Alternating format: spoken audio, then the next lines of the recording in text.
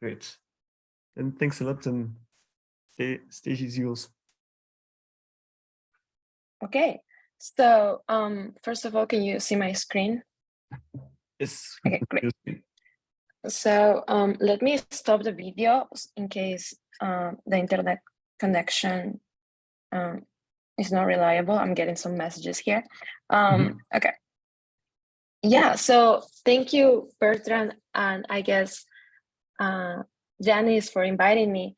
And today I'm going to talk about some work we presented at NeurIPS last year on deep ensembles work, but are they necessary? And if there is anything I would like you to take away from the talk today, is that even though ensembles work, is that they are not that special. And I would like to start, of course, by acknowledging my colleagues at Columbia University, Taiga, Jeff, and our advisors, John and Rick. Okay. So the outline for today is going to be as follows. First, I'm going to motivate deep ensembles, but how pervasive they are in our field, and in particular, when we think about deploying models. Then I'll go over the results we published at NeurIPS last year, which show that many of the intuitions that we have about deep ensembles can break. And if there is time, I'll talk about some recent work about why this might be the case. Okay. So I think most of us here are doing research in ML, and we're all very excited about this because it has changed our daily lives and the daily lives of those around us, right? We've seen recent advances in protein folding. We use machine learning when we look at our phones, when we're in stores, and it may be even driving. And one of the applications of the properties of the properties of the data we use to train these models is that they can change. For example, imagine we collect data for a self-driving car during the day, but then deploy this model at nighttime, or when it's snowing outside or foggy outside. These changes in the data or data shifts present challenges to machine learning models. So here is an example from a textbook, where if we have an image of a coffee pot and we train a ResNet 50 network on ImageNet, as we add noise, the algorithm will change the prediction, but also the confidence of this prediction. And we see that as we add more noise or as we go to the right, the model performance is even worse. So for the rest of the talk, I'm going to talk about the training examples and data that comes from the same distribution as the training examples as in distribution data, and the test examples which may come from a different distribution as out of distribution data. Okay, and please stop me if there are any questions along the talk. Okay, so what steps can we take to build better models? Many of them, right? And what we really want is we want our model to tell us that it doesn't know when it doesn't know. And to that end, we have sort of like devised many mechanisms to improve model performance, right? We add more labeled data, we try to exploit unlabeled data, we do data augmentation, we have developed newer, better architectures. And one of the approaches that has sort of like stood the test of time has been deep ensembling, right? For example, in 2017, there was this paper by Lakshmi Narayanan showing that out of many approaches that have been developed and are used to improve performance and calibration of deep neural networks, deep ensembling is a model that is quite difficult to beat. And so here in the talk, we're going to refer to deep ensembles as simple model aggregation, right? So we're given an image. For example, we want to know if this image is a frog, a cat, or a dog. And we're going to train here 3 models, just changing the random seeds of the model, and then average the predictions to obtain the consensus ensemble prediction. And again, like deep ensembling is one of the state-of-the-art approaches to improve uncertainty in quantification and robustness. One core assumption of the community has been that the benefits that we get from deep ensembling are due to ensemble diversity.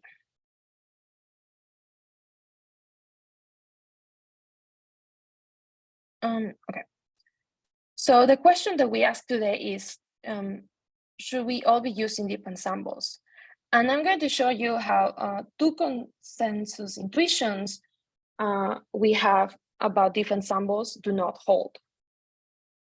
Okay. So far, are there any questions? So maybe one question is here. When you consider ensembles, you always consider the same type of architecture, right? For each Yeah, so in the talk, I'm going to show you results for both homogeneous ensembles, where you're training the same architecture, just using different random seeds, and also heterogeneous ensembles, where we're just going to aggregate the predictions of models that have different architectures or different training paradigms, etc. But it's just always going to be simply by averaging the prediction of the models. Okay, makes sense. Thanks. Okay, yeah. So, so as I just said, in this throughout this talk, we're gonna consider the ensemble consensus prediction as simply the average of the of M models, and we're going to consider multiple architectures, including many common convolution architectures, but also transformer architectures. We're going to consider networks that were adversarially trained. And we're going to consider multiple kinds of in-distribution and out-of-distribution data set first. Okay. So first, just quickly, let's go over some of the data sets that we are going to be looking at. Our first in-distribution data set is going to be CIFAR-10, right? The set of small images here that belong to trained classes and have like a limited number of examples. We're also going to consider models trained on ImageNet, where ImageNet, as you know, has many more training and test images compared to CIFAR-10, and also many more classes. And for out-of-distribution data, we're going to consider, in particular, a couple of data sets, including CINIC-10, which is going to be the same as CIFAR-10, but drawn for a larger image database. Right, and this is going to be also the same for ImageNet v2, which is going to be, again, now an out-of-distribution data set for ImageNet, which is also going to come from a different source as than the original ImageNet data set. Okay, so let's dive in. First, we're going to focus on predictive uncertainty of deep ensembles. Okay, so what do I mean when I talk about predictive uncertainty in deep ensembles? First, let's start with uncertainty of a single model. Imagine that we have a 3-class classification task, and we ask a neural network to classify a single image. The output here is going to be a probability distribution over these 3 classes, and all possible responses can be represented as values of a simplex. An uncertainty in this case is going to correspond to the short black dotted line here. Okay, so we can now generalize this to an ensemble setting. An ensemble tasked with the same image, it's going to output probability distributions for each ensemble member, here represented by the crosses in the yellow simplex. The average of these points is going to be the ensemble output. And we can see in this case that the ensemble output is going to be more uncertain than each individual output. And this is going to be important because this is going to help us distinguish out-of-distribution data, right? So what makes ensemble uncertainty so good? It has been posited that a key feature in ensemble is ensemble diversity, right? The difference between ensemble members or the dispersion of the predictions that I've shown previously. Because we're outputting different predictions, we can increase uncertainties in ways that are separate than any single model. So when you have deep ensembles, you have ideally this additional component. So can we use ensemble diversity to distinguish in distribution? I have one question. Sure. If you go back to the previous slide, so here when you mean it's like so I guess F is somehow the categorical output of an ensemble member, right? F is going to be the model prediction, for example. It's going to be the probability of any given class. Yes. So here, this variance would not be just a simple scalar, right? It would be like some covariance matrix, right? Where we are going to average each class independently, right? So usually when we average ensembles, we take average across all the different model predictions. Okay. For each individual class. Yeah. Okay. Okay. So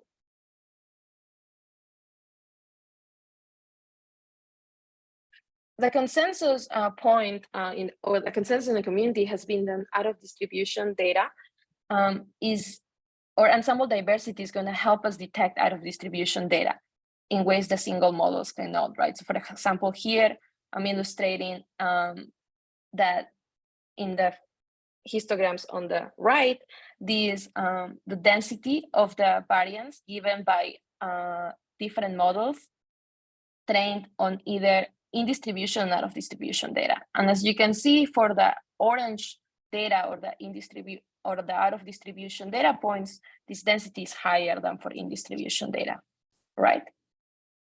Okay, so we want to understand how meaningful this correlation is between variance and out of distribution of the data. So one thing we can do is we can show, as we did in the paper, that this ensemble diversity can be decomposed into two different components. It can be decomposed into the ensemble uncertainty and the average single model uncertainty, where this uncertainty term is going to be a quadratic notion of uncertainty. And again, in the paper, we go over this step by step. Okay, so what happens when we control for single model uncertainty, right? What we see is that if we control the ensemble, we can control the ensemble variance or diversity on one of these components, the average single model uncertainty. And what we see is that now there are no significant differences between the in distribution and out of distribution distributions. So what this is telling us is that ensemble diversity of variance has a little uncertainty quantification benefits independent on the average single model uncertainty. And this is troublesome because we typically use this ensemble variance as a way to separate in distribution and out of distribution data.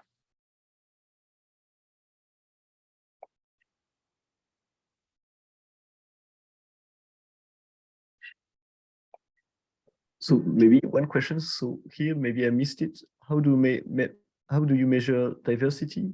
So, or what is the x-axis here? The y.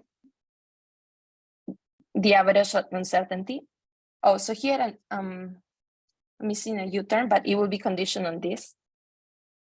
So it's just decomposing this ensemble diversity into these two terms, and then we're going to condition this term on this term. Okay, makes sense. Yeah, okay. So far we've gone over why ensemble diversity might not be a reliable way to detect all these samples, right? Because as I'm showing you here, beyond average single model uncertainty, variance is not giving us more information in terms of uncertainty quantification. Sorry, could I clarify as well? So does this mean that basically how well a single model in the ensemble is calibrated is really affecting how well OD detection happens? Is that kind of the conclusion, or is there a different conclusion that could be made from this plot? Yeah, that's one way we can phrase the results as, definitely. And maybe you'll cover this later, but this does seem to sort of contradict the fact that having like an ensemble does work most of the time, right? For OD detection. Yeah. So that's exactly the conclusion that we're trying to get at here. Yeah. Okay. Great. So so far, maybe we can summarize what we've gone over so far. First is that okay. First of all, ensemble uncertainty is quite good. Ensembles do give us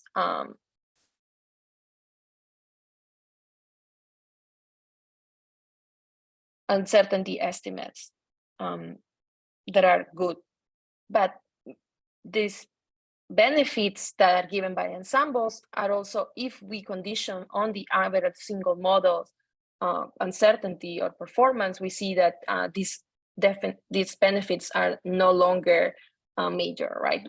We see that it's going to be comparable. It's going to have ensembles are going to have a comparable performance, and this is like the whole point of the paper for us, that we want to show, or we want to convey this idea that ensembles do not constitute to a completely different model class than individual models. Okay.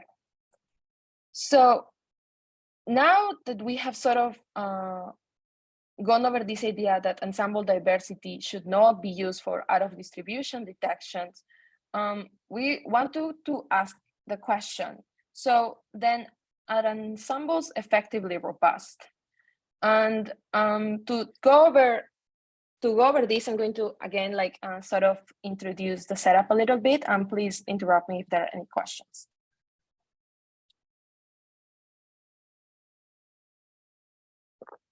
And before I guess we go over the next set of results, we're gonna take a step back and consider what we care about. We've been talking about in distribution versus out of distribution data.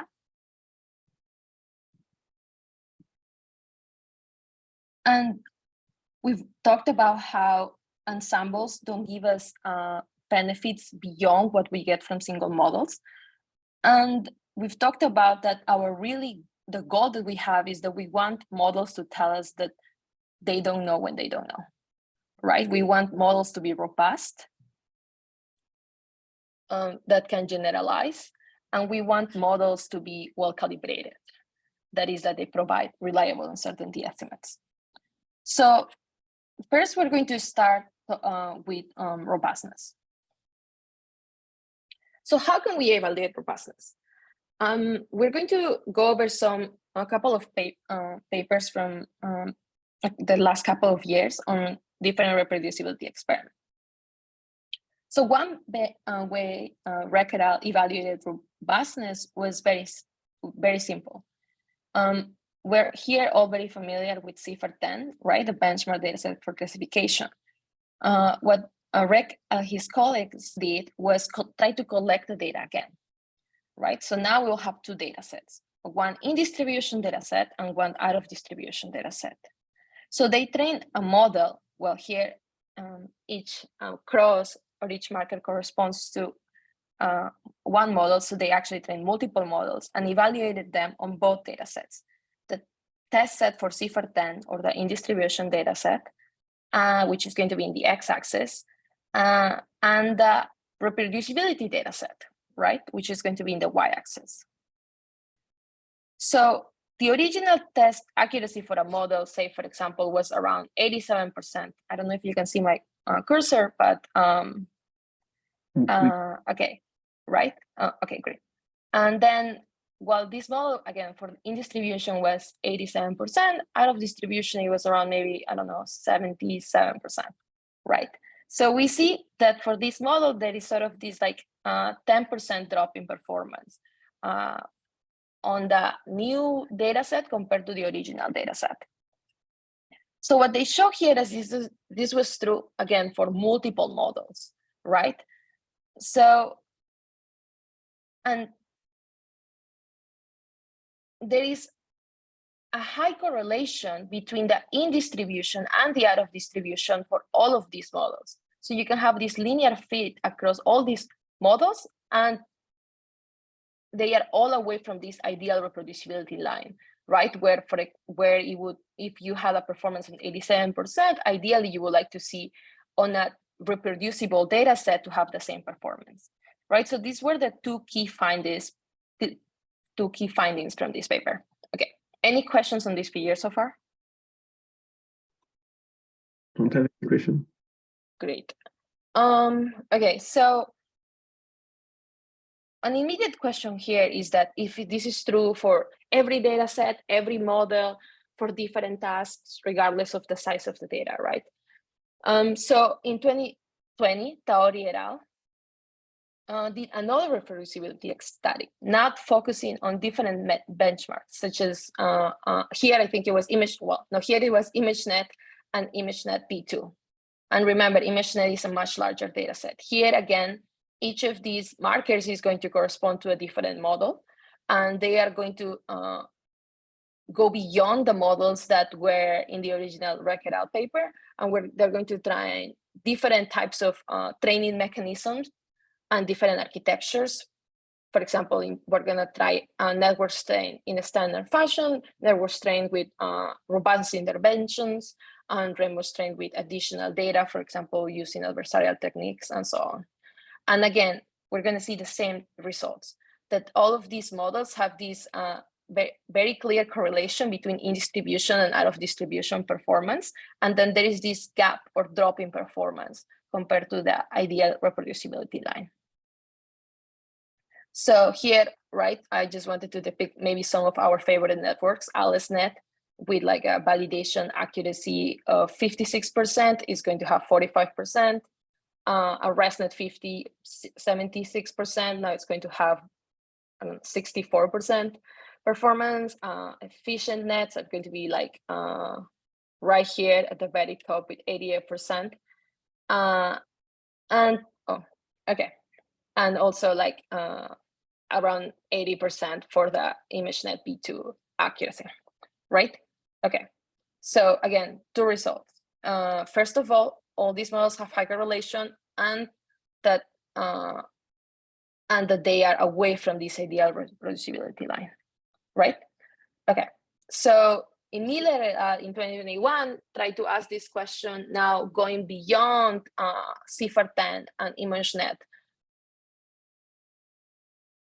data sets and to more different, more structured data sets, such as the AL-WildCam data set, the YCB objects data set, and among others. And they also wanted to explore this the relationship between in distribution and out of distribution performance for models beyond neural networks, right? So here we're going to consider also random forests, SVMs, and so on. And again, they found the same set of results. So overall, what these results are showing us is that getting away from the line is hard, right? And across tasks, we see over and over again that all of these models are going to lie on the same line.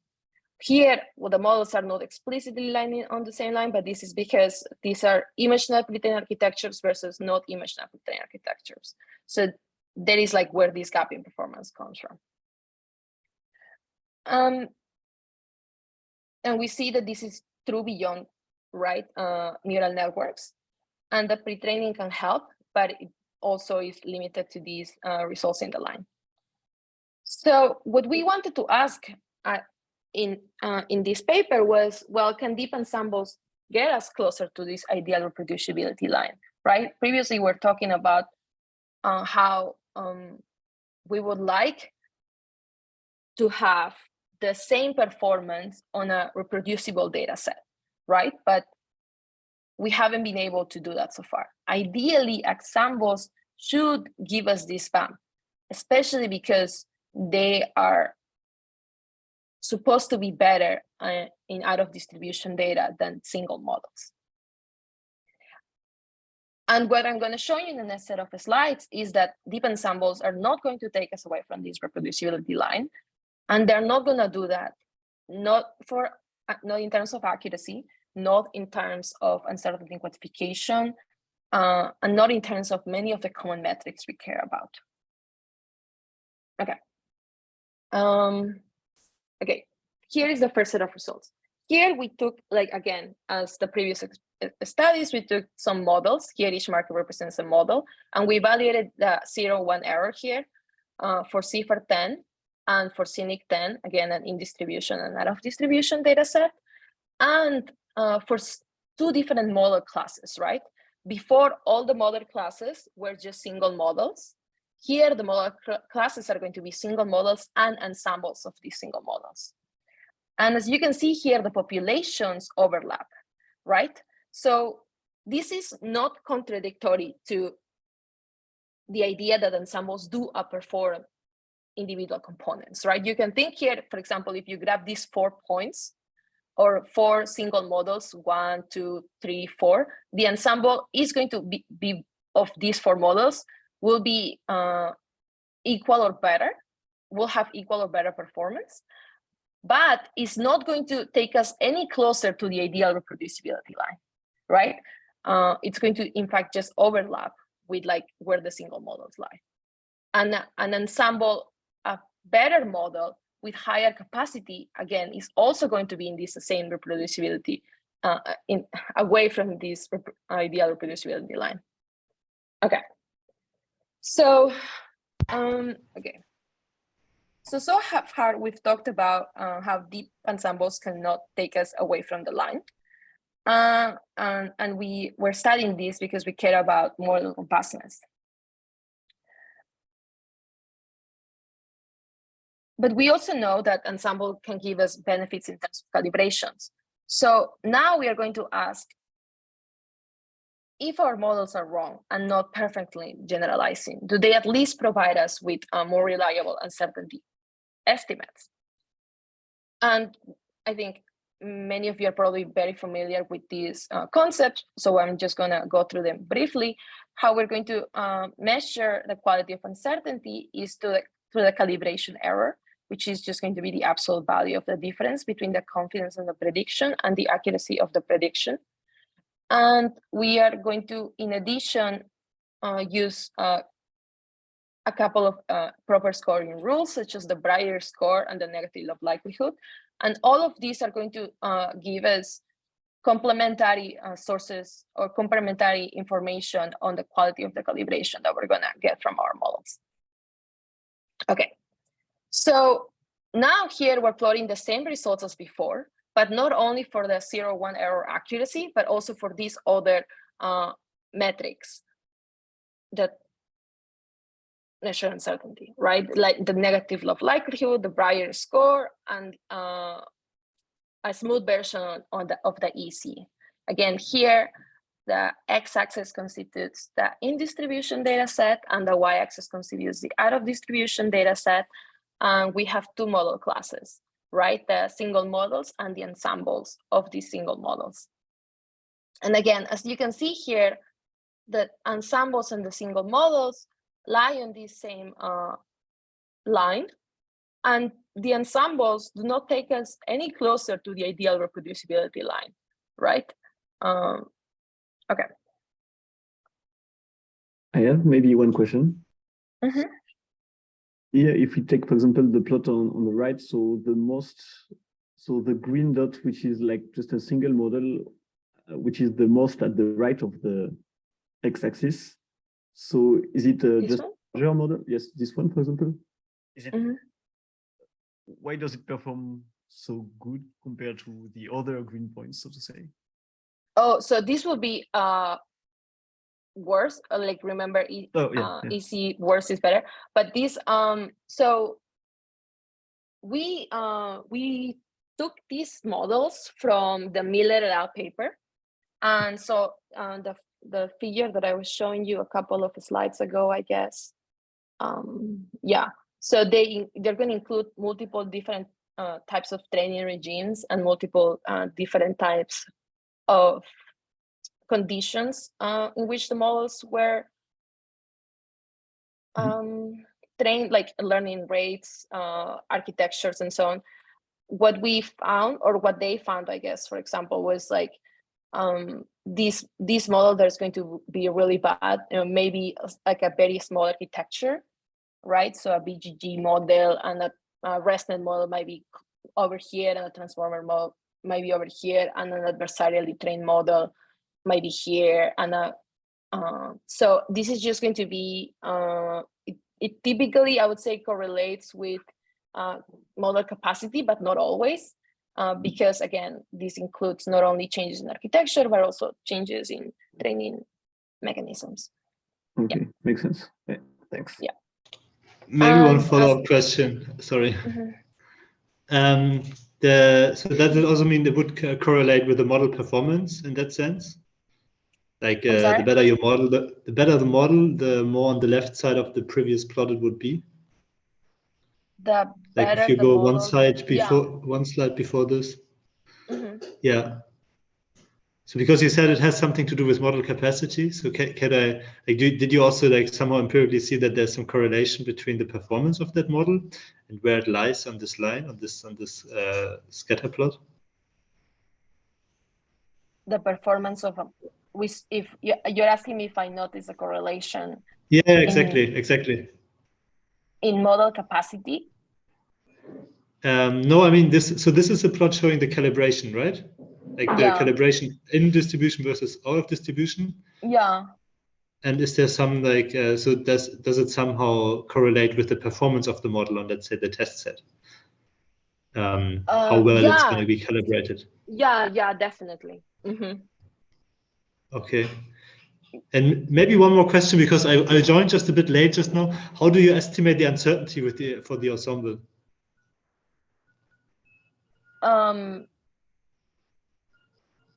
How do we estimate the uncertainty? Right. So here, okay. So maybe we can go back a couple slides here. We are going to. This is going to be the notion of uncertainty that we're going to be using. Which is going to because as we on the first part of the talk, we were going over how the ensemble diversity can be decomposed into ensemble uncertainty and average single model uncertainty. Right. It's this law of total variance, right? Thing. I guess so. Yeah. Yeah. Okay, good. Okay, great. So, okay.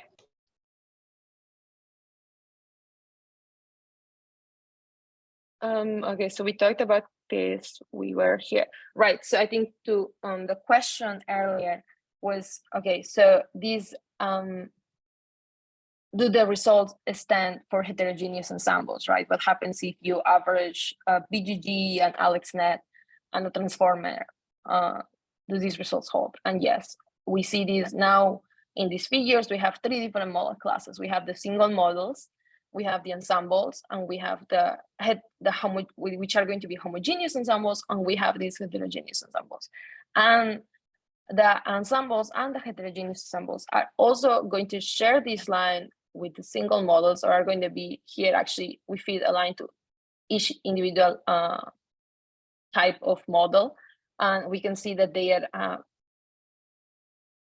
very correlated, and their populations overlap, and that these model classes, whether homogeneous or heterogeneous ensemble, are really no different from the single model class.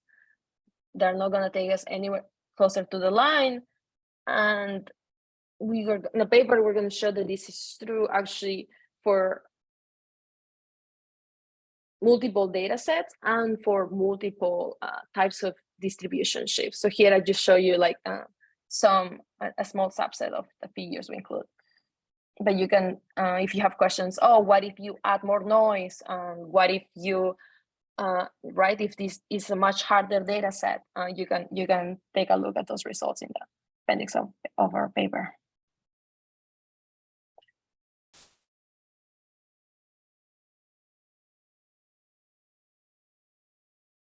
Okay, so far I've shown you, I guess, two sets of results. First, in the first part of the talk, we talked about how deep ensembles do not help us distinguish in distribution versus out of distribution data, and that they are not effectively robust. And we presented this work at NeurIPS last year, but we didn't really answer why this was the case, right? And since then, we've taken some steps to try to understand why this happens. So what I wanted to do next is show you a part of the work that we presented at the I Can Believe It's No Better workshop, and actually also part of the work that we have just posted on arXiv in the last few weeks.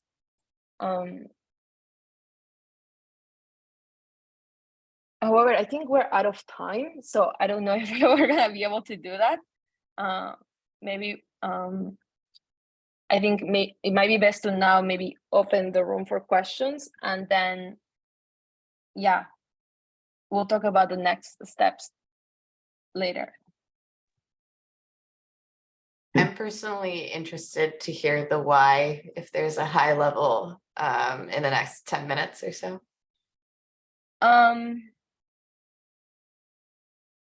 Yeah, maybe, okay. Let me see. So, okay, so are there no more questions on the first part of the talk? So I'm also quite interested to know the why, and also maybe just one quick questions so that we have time for the rest is, here it looks like it's really like all the plots that you showed is perfectly, like all the models and their performance on ID and OD are really linearly aligned, so to say. Mm-hmm. And there are not so many outliers. So I was wondering if there is some intuition about the steepness of each of the line, right? Is it related to the difficulty of a data set? For example, I don't know, for difficult task, it's how the line would be, I don't know, steeper or something like this? Or? Yeah, that's a great question. So why are the examples so perfectly, I guess, if we go all the way, we can go all the way back here where we have, so, you know, perfectly collinear or right and line the same lines. So this was like one of, I guess, one of the most surprising results, in my opinion, in the last couple of years. And since then, this notion of effective robustness has been studied in more and more detail. So sort of like, again, where effective robustness is sort of this idea that how can you get closer to this ideal reproducibility line, right? So something that I guess other work has shown is that these like now huge massively pre-trained models can take you actually closer to this effect, to this ideal line. But yeah, I mean, again, like these, the models in this line correspond to different architectures, right? So I think we were going over this here, like we were gonna correspond to efficient nets trained in noisy student paradigm. We're going to correspond to rest nets, we're going to correspond to Alex nets, transformers, and so on. So yeah, why? I think there are some different work has focused on providing different explanations, but I think this is very much like an open research question, and in particular, how to get to this ideal reproducibility line. because not everyone has the capacity, right, to train these huge clip architectures on massive data sets. Makes sense. Yeah, thanks. Yeah. And I think earlier there was a question on capacity, right? So here there is some correlation with capacity, but also in terms of how the training paradigm changes, can also like pushes or improve the accuracy for these different architectures. And I've spent a lot of time like sort of playing around with the models in this line and try to compare where they lie here. And I think I really encourage any of you who are thinking about which interventions you should add to your model to make it do better, to do the same. Yeah, it's quite fun. And yeah, so, okay. So in the last couple of minutes, I guess I can talk a little bit about why classic intuitions fail. I do have to run at 12 in a couple of minutes. So yeah, okay. So there is this, or there has been this consensus intuition on why ensembles should be diverse, right? And we want models to be diverse, and in particular, to make errors on new data points, right? On test points. And many classic techniques have been developed based on this idea of diversifying the predictions that ensembles can make to make them better, right? So for example, bagging, boosting, random forests, and so on, right? Okay.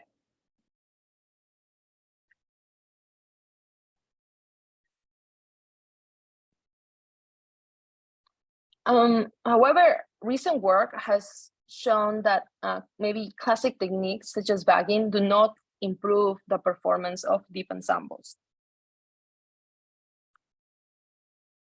right?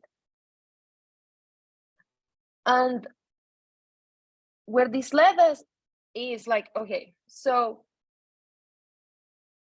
why is diversification not helping in this case, right?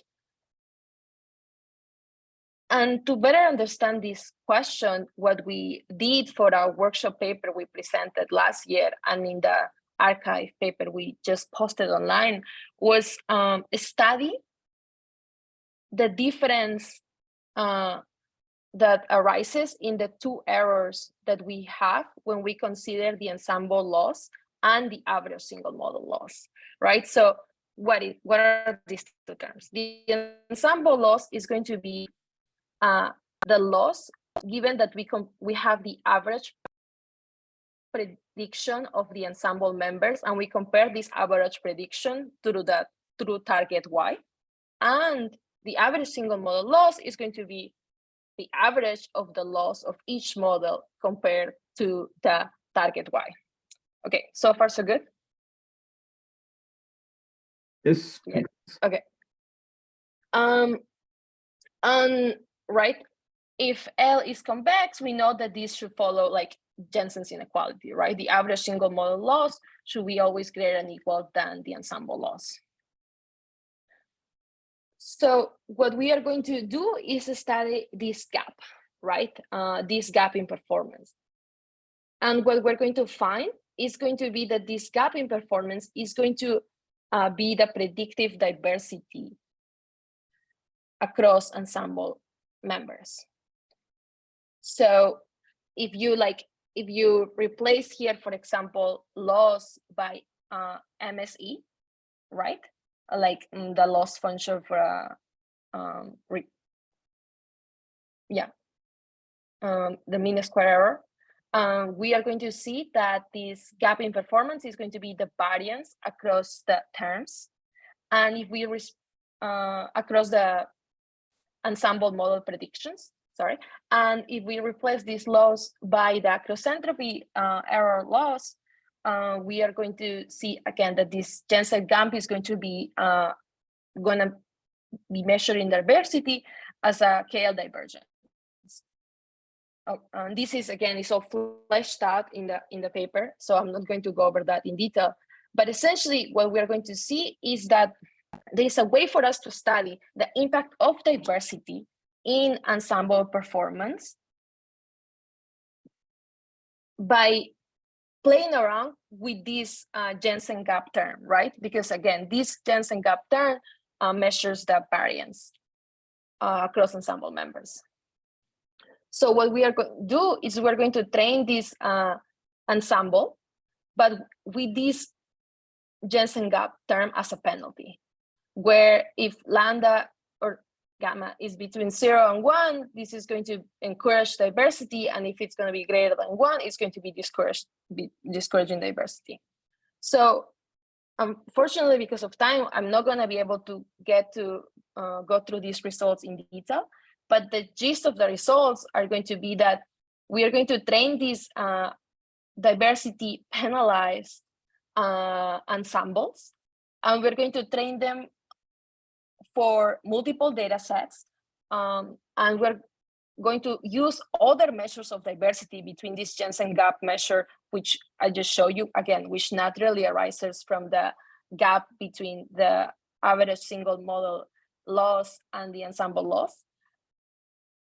And we're going to see that, for example, here we're training this gamma ensemble on CIFAR-10, and we see that as we encourage diversity, right, the performance of the ensemble is going to improve, and as we discourage diversity, the performance of the ensemble is going to be worse, right? This is what we expect, because we sort of have this idea that better and more diverse ensembles are better.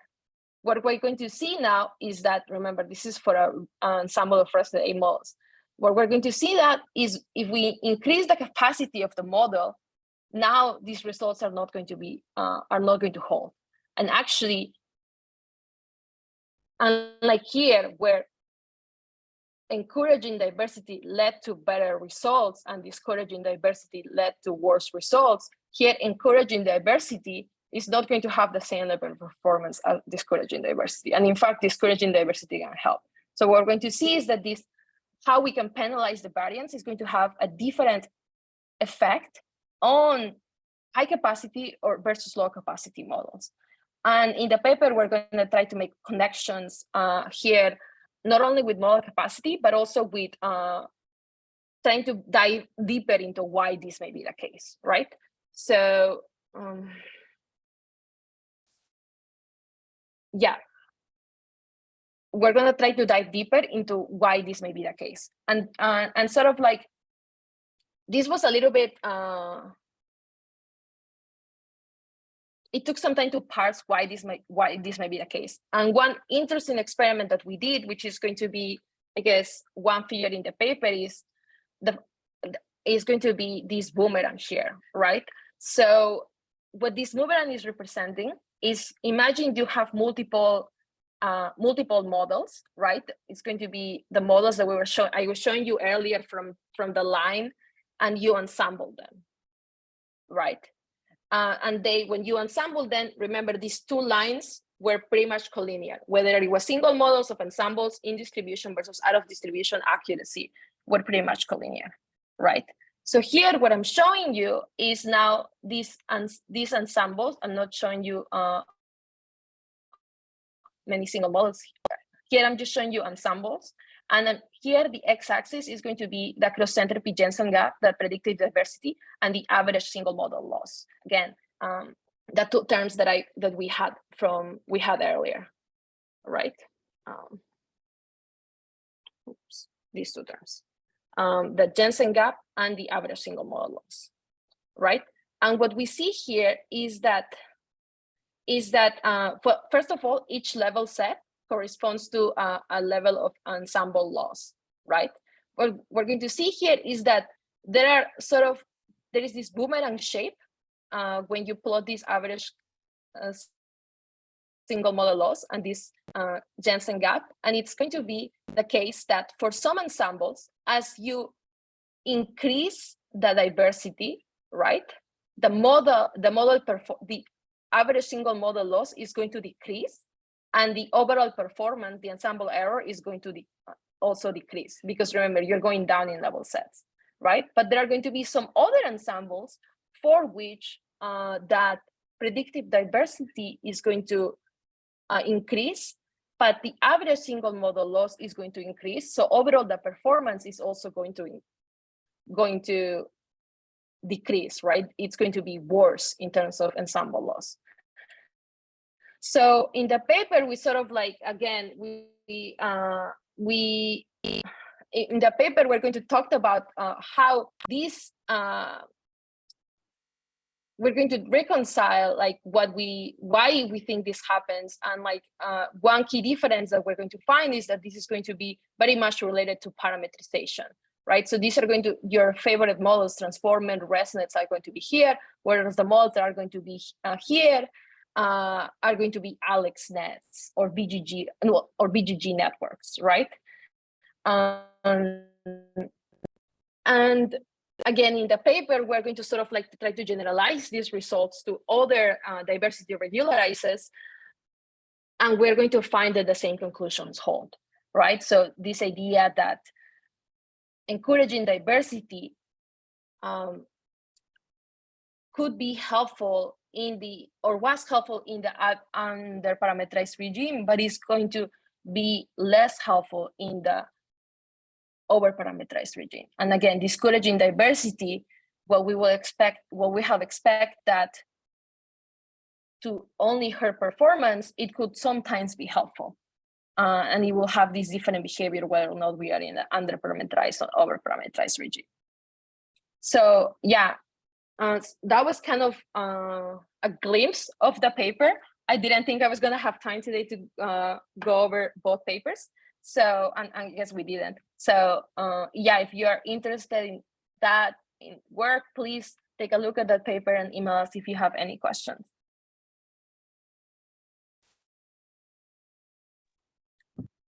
Okay. Thanks a lot.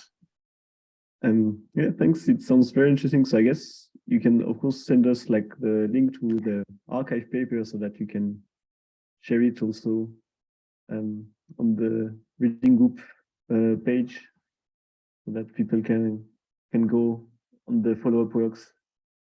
But maybe first, are there some questions in the audience? I just have one general question. So if we imagine that we can use some large language models like CLIP that trained with many different images, regardless whether it's in distribution or out of distribution, and then we test on the CIFAR10 in distribution dataset or out of distribution dataset, can you see, can we expect that the gap between those two datasets can be reduced? Yeah, it is reduced. And I can also share some papers on this. Other researchers have found that yeah, models such as CLIP do reduce this gap between in-distribution or distribution performance, and can indeed be considered effectively robust, which single models and even deep ensembles cannot be. So do you think that the large models is more promising to overcome the out of distribution problems rather than ensemble-based approaches? I think they are very exciting, yes. I think they are, one reason why we use deep ensembles is we can ensemble any model, right? Regardless of the size of the model, right? So if you have one GPU and you can only feed a ResNet 50 in your model, or sorry, you can only feed a ResNet 50 on your GPU, it's very easy for you to train 4 models in parallel and then average your predictions. I think while models such as CLIP are very exciting, I think we need to be conscious that it might be some time for us to adopt it as a community to be able to deploy these models on any task we care about, right? But yes, I agree with you. They're very exciting. Thanks.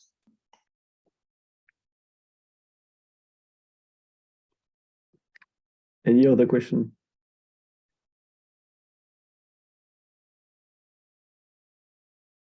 Maybe a follow-up on this, because I'm also lacking a bit the intuition for this. So they're expected to be, like these large pre-trained models, they're expected to be better because basically everything is less OOD, right? Because it has seen so many things. Do you think this then, like, that the results also hold true for some more malicious out of distribution data sets? Or do you think, like, just by scaling it up to like using some appropriate image distribution, we can basically eliminate the problem of OOD with this kind of pre-training? It's more like an outlook question, I guess. Outlook question. Yeah, no, I think like these large vision models, large language models are doing incredible things, and it's very easy, like as you say, it's very easy to take for granted that they are trained on so much data that we do not know whether a sample can truly be considered out of distribution, right? Yeah. So I mean, I find that to be very exciting, and I think so far that has been the most promising approach, right? Because, like as you saw from this accuracy in the line paper, what I was showing you, sort of what they tried to do was to some extent, I guess, mine all the different architectures and training paradigms that have been proposed over the last 10 years. And compare them in terms of accuracy, in terms of robustness and regeneration performance. And they found that none of them are effectively robust. And these large language models can be effectively robust. So that's very, very exciting. And I think if that's like maybe the only direction to take us away from this line, maybe that's the direction to go. But again, there is going to be, I think, as with any technology, right? There is going to be some time. I don't know how long it will take for those models to be pervasive, to be used in any task, right? Beyond ChatGPT, I don't know, beyond like virtual assistants, right? So when that barrier is crossed, then I think we should all focus our energy on those models. But I think so. I mean, I find it also really exciting, especially like I saw this one paper looking into calibration, and then they found in these pre-trained models, like they're extremely well calibrated, also on distribution data, which is something that was notoriously tricky for like Bayesian or ensembling approaches before. I was just wondering whether it's not just like pushing the problem to another level, right? Because now you're still like you're training on some like internet data, and then you're evaluating on internet data, which is, I mean, Cypher 10. I was just wondering, like, okay, maybe if I then take another set of images, I don't know, something taken by a robot, like, would it still be robust or would it not? Like, I was just, because then you basically say, okay, well, to solve this, we need to train on even more data, which makes it even more impractical. I don't know, like, I'm just curious about thoughts on that. But I think it's very exciting because it's the only thing that effectively solves something. Yeah, I agree. It's going to be exciting where the field takes that. And it's going to introduce a new set of challenges, right? Like, for example, differential privacy, right? Because now you're mining data from the internet. And I don't know, I don't remember what personal things I posted 10 years ago on Reddit. So maybe people will train on that. Exactly. Yeah. Yeah, no, that's very interesting. Okay, cool. Yeah, thanks for your talk. It was really, really interesting. Very enjoyed it. I'm glad. Thank you for inviting me. Thanks a lot. So we just